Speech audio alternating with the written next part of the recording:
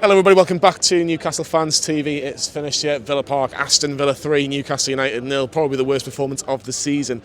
And me and Lee Laura have got to talk about it. This is the last word. And we are back at Villa Park.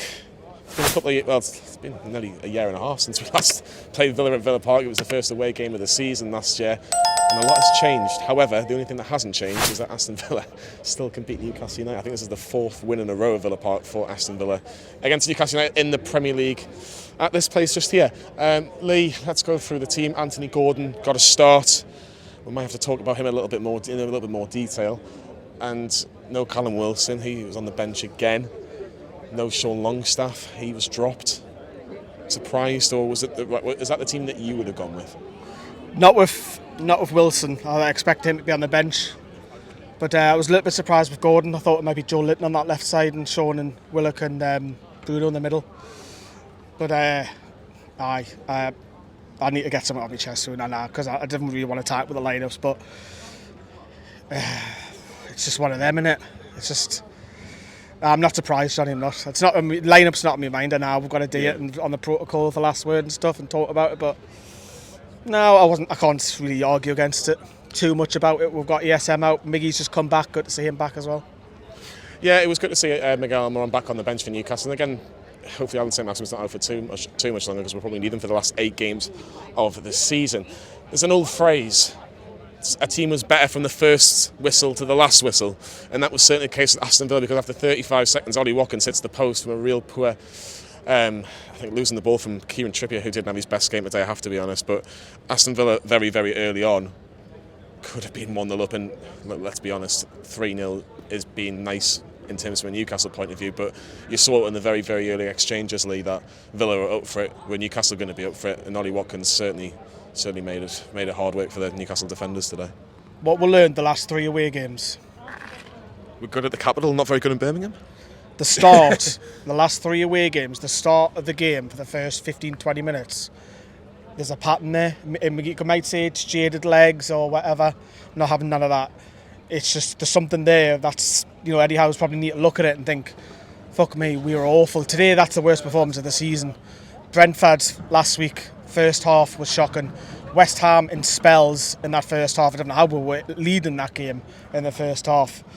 But it was a sign of things to come because they had another chance straight after. Then, I think it was Ramsey as well, hit the bar later on, and I'm jumping the goal on her. But there's just so many people that today were just shite, just poor. And I'm feeling frustrated, I'm feeling angry with it. But I've got to look at the bigger picture as well and think, what? Yes, there's so many people that were under par today. Not one player for me comes out with credit today. Not one player. Yeah, I think the only one you possibly could say is Nick Pope. He's made some good saves, as you mentioned, Lee. But no, I think he's going to fall for the 3rd goal as well. It takes a nick off Trippier, but we'll talk about that. We will talk about that, I promise you. I'm sure Aston Villa fans are probably waiting for this as well. But anyway, we'll move on.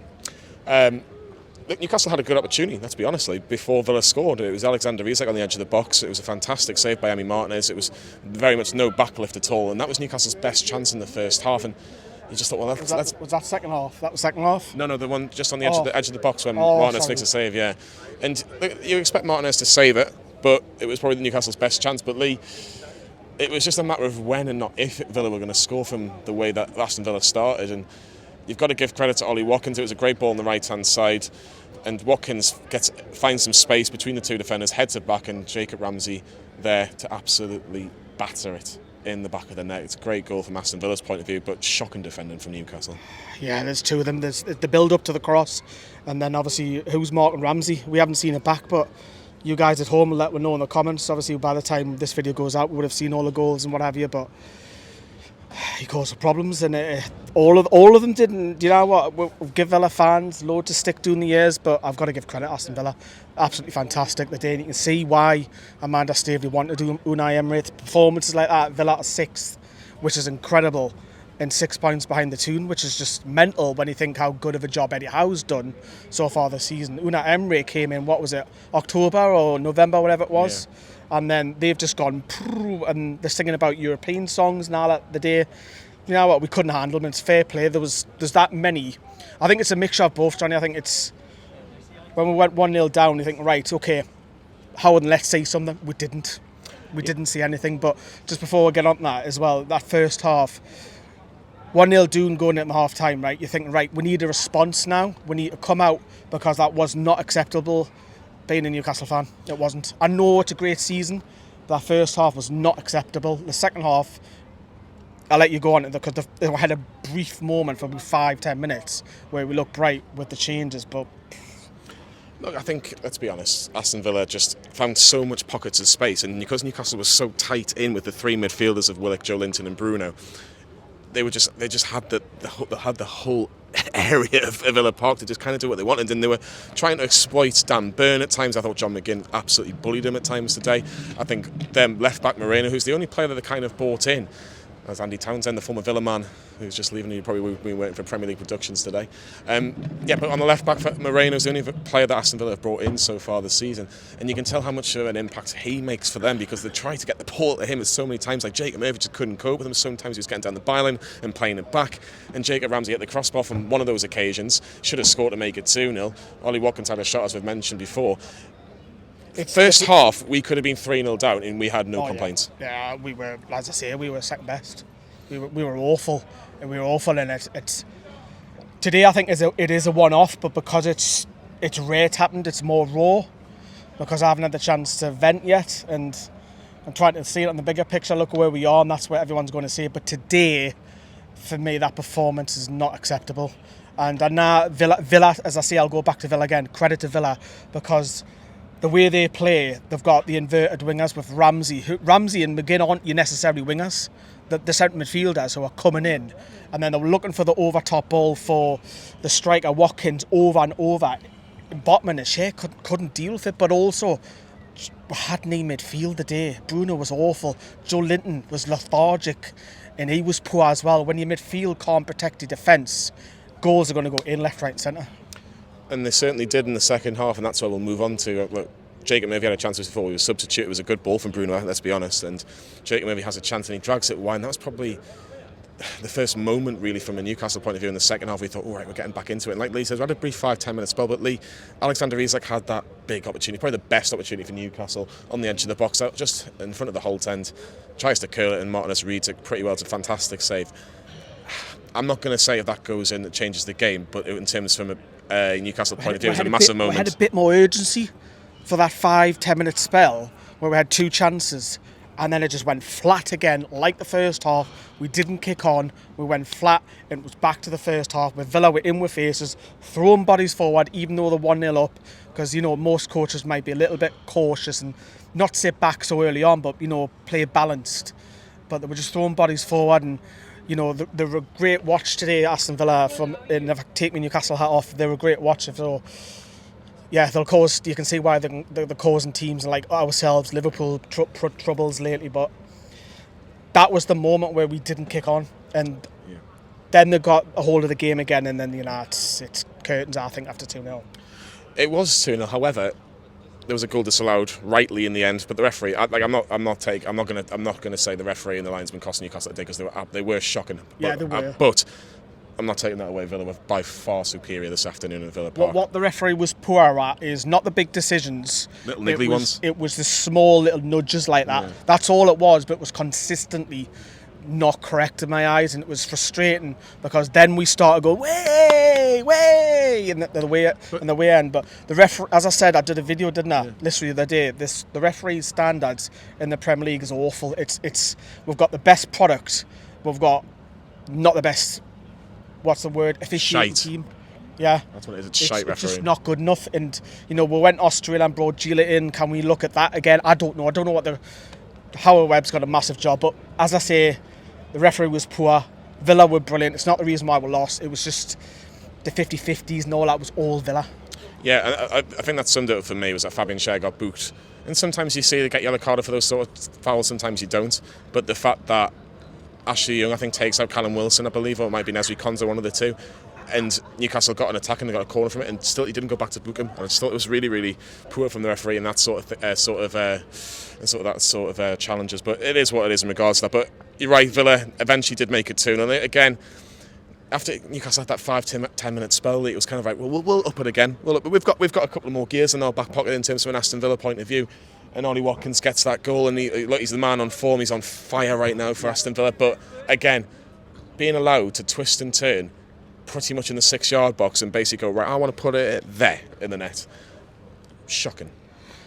He's possibly the best striker in the league, maybe at the minute with Haaland. On form?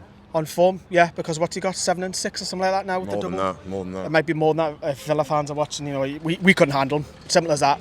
And we celebrated, well, I didn't personally, but the Toon fans, you'll see it on the vlog, if you haven't seen it, go back and check it out. They're celebrating the offside, the VAR, and I see it on video, goes, be careful what you wish for, because that could come back and haunt us. Bang. Come back and haunted we're 2-0 doing, and Watkins, and it was the same, the bursting forward, and you could see it was a carbon copy of what they were trying in the first half. We didn't learn from it. You're 2-0 doing.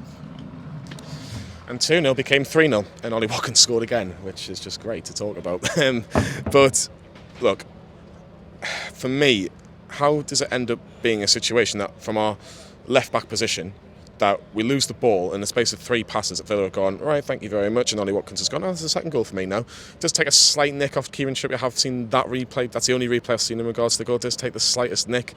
Again, you can, if you want to be critical, you could say Pope maybe should save it. Should be doing that. But again, when it takes a nick, it can make a bit of a difference. It's not the reason why we lost, but Pope should be doing better than that. And Nick Pope, and I'm not just picking on him, he was all over the place today, punching everything, even things that were just adamant. The nerves were there. But he made some good saves. He did make some decent saves with his legs. He did, but it was a sign that if your goalkeeper's not fully confident, your defence isn't. The defence was awful. We didn't have no protection.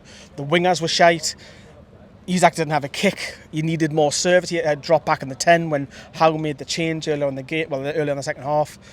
But look, we were second best all around the pitch today. Credit Aston Villa. I want to touch about Anthony Gordon because he got another chance to start and make a difference today in terms of being out on the wing, especially with the fact that Almiron's on the bench and Saint-Maximin's out injured.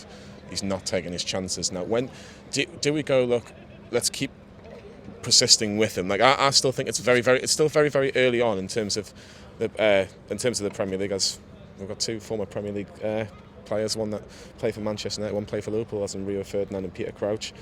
But yeah, I'm sure they would have probably been giving Villa a lot of credit this afternoon and saying that Newcastle weren't very good. That's just my take on it. But you never know. Yeah, 3-0 game over. Anthony Gordon, let's discuss about him very briefly. It's becoming a bit annoying.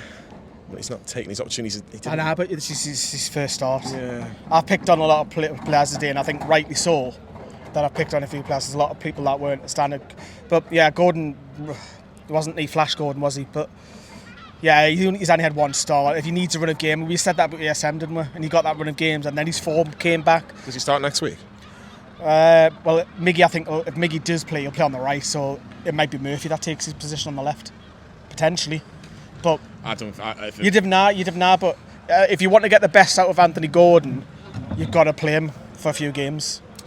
There's no point putting him back to the bench for 20 minutes and then don't see him start for another 6 more games. What's the point in that? You've got to give a look at him in the team and have a run. It'd be interesting to get your thoughts on that as well, because at the minute I think Joe Linton's going to have to get sacrificed to go on the left-hand side for Newcastle today, because for next week against Tottenham, because I think that's how much of a big of a game it is, and maybe you bring Gordon off the bench with somebody later on, but we'll see. We will see. Let's hear from Eddie Howe, which he hasn't really spoken about too many defeats in his Newcastle tenure, especially this season. Eddie Howe, what did you make of that? Yeah, I think it's one of those performances for us that we need to analyse and then probably move on quite quickly, because we weren't there today. I thought Aston Villa played very well. I have to give them a lot of credit, but from our own high standards, probably off it in every discipline of the game, and when that's the case, you're never going to win. Yeah, that we had our moments as we do, because we've got good players, and there was moments in the game there for us, but no, we weren't at our best today. I think that was obvious from my perspective. Quite early we tried to make changes to try and get a grip of the game. Nothing really turned the force our way, so it's one for us to analyse, as I say, and then probably move on quite quickly. We've got a number of key games to come. Very unlike us, I'd say, in general, the performance.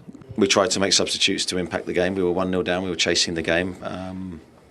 I think the tactically that left us a little bit more open, and they punished us. But I think I think from our perspective, I think we're definitely look internal and look at ourselves and know that we can perform a lot better than that. And we are back. A despondent Eddie Howe. Could have done with him the day, by the way. Shay Given. Yeah. Shay Given, former Newcastle and Aston Villa goalkeeper, remember. Look, Eddie Howe doesn't talk about Newcastle defeats, but he was very honest. I thought from what he said there, it was a case of Villa were by far the better team, and sometimes you just have to take your hat off and just say, look. Nah, my hat only comes off on special occasions, maybe for the charity game. Maybe. But let's talk about the table. Huge game. Is this game next week against Spurs the biggest game in Newcastle United's recent history, apart from the Carabao Cup? In terms of Premier League matches, is this the biggest game because of how much is resting on it? No. I think it's a must not lose. It's not a must win. Because as long as you don't lose, you've got that cushion of having that extra game, haven't you? I think if it's later in the season where we have to go and get a win, like say Chelsea away at the end of the season, that could be the biggest game of the season. I don't think it. I think it's still. I think it's probably the biggest game of the season, minus the semi-finals and the final of the Carabao Cup so far. Yeah, it's Joe Linton. But sorry, the Joe Linton's just caught me eye there. Getting a lift. why is he not travelling with the squad? I don't know, but someone's asked for his autograph and he said no. Well, the driver said no, not Joe Linton. Let's put that out there. That's Glenn, the liaison officer. But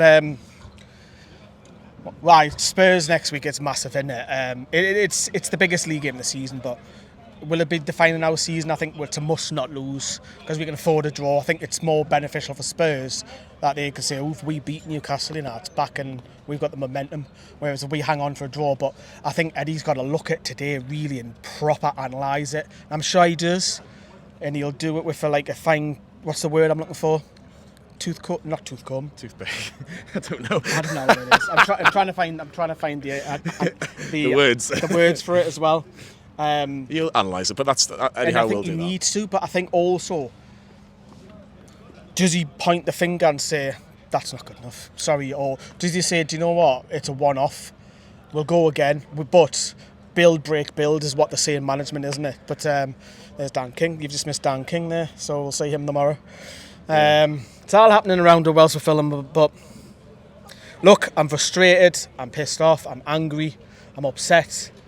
Hurt by that performance, but we'll move on. It's a one-off, and hopefully we don't say that. But I do want to say there's been signs the last 3 away games, even though we've won 3 previously. We've won 5 previously, but there's been signs that it's starting to creep in where there's little bits of Botman not doing it or Pope's not doing it. Or I think that was Botman's worst performance in a Newcastle show today.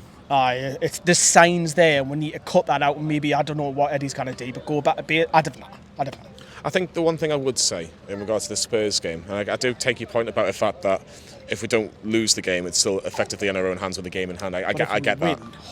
No, and this is what I mean. The Eddie Howe way is to go and win games of football. We're not going to part the bus. But like previous managers would have gone. It's just getting better and better. There's literally a TV truck. TV equipment's just basically smashed to pieces. Do you know what it is? I'm not even joking. That was like Newcastle's defence today. It was all over the place. But yeah, look, it's finished Aston Villa 3, Newcastle. Like I say, Spurs are playing Bournemouth as we speak, so hopefully Bournemouth have done us a favour in terms of going into that game. Get your comments in. Is that the biggest game in terms of Newcastle United in the Premier League? Take away your Carabao Cup finals and games like that. Is that the biggest game for Newcastle United's Premier League last modern era because of the significance of it? A couple of things I want to mention. Tomorrow, Newcastle women are playing at... Could be today, by the time they're watching it. Possibly, but on Sunday, Newcastle United women are taking on Bradford City women. So if you've got nothing to do and you want to watch a game of football, please come along to St James's Park. It is so close between Newcastle United and Durham Sestria for the title. One team gets promoted. Durham play at the same time tomorrow. They take on Leeds United, which is probably their hardest game out of the 2 left. If Newcastle win all 4 games, you would think they would just about do it on goal difference, but it starts tomorrow against Bradford City, so make sure you come along. £3 for an adult, £1 for a child. And Becky has promised goals. Becky has promised goals, and Becky doesn't lie. And we'll have some class videos, by the way, because we're in the media for that. So that'll be, you'll see me and Johnny sitting in the media chatting about the game, the lineups, and we'll do a last word, and we might do a vlog. I don't know yet. It depends what we're allowed and what we can't do. So.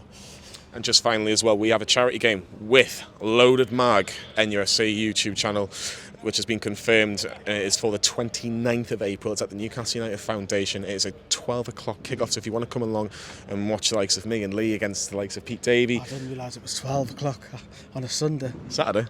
Oh, it's a Saturday. Yeah, all right. We've got Southampton on the Sunday, so yeah. So to the game. I mean, that should be a banker. Yeah, the day before Newcastle at home at Southampton at St James's Park. If you want to come and donate, the link will be in the description of this video as well. We're so close to our target, but if we can smash the target, that would be greatly appreciated. I just want to shout out as well Derek, who donated. I was live the other night and he donated right at the end and I missed it. I have put it in the community tab, but Derek, thank you for that. That'll go towards the food bank. Thank you very much, Derek. Do you know what, Lee? I think it's time to go. I'm sick of this place. It's empty and new. Let's go back. Let's go back to Newcastle. Let's go and have a pint and cry. Let's go back to Newcastle and hopefully they'll beat Spurs next week. Like and subscribe to Newcastle Fans TV, and we'll see you all next Sunday.